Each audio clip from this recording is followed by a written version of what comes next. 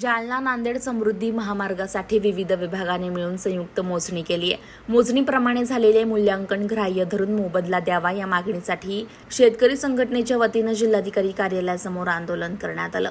यावेळी आंदोलनकर्त्यांनी मुख्यमंत्री उपमुख्यमंत्री यांच्या प्रतिमेला जोडे मारून निषेध नोंदवला।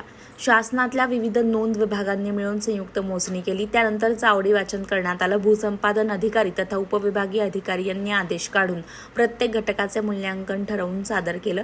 हे ग्राह्य धरून त्यानुसार मोबदला देण्यात यावा, अन्यथा बाधित शेतकरी आपल्या शेतात आत्महत्या आत्मदहनासारखे आंदोलन करेल असा इशारा यावेळी देण्यात आलेला आहे।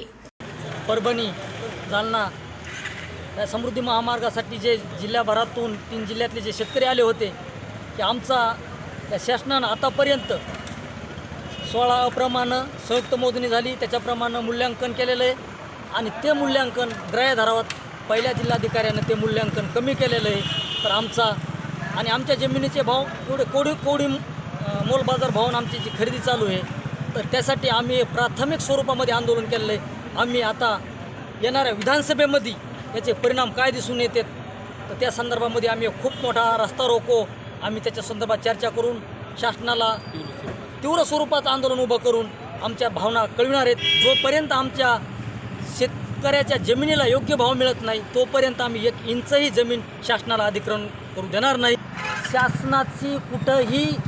शासनाचा कुठंही या गोष्टीवर गांभीर्यपूर्वक लक्ष देत नाही।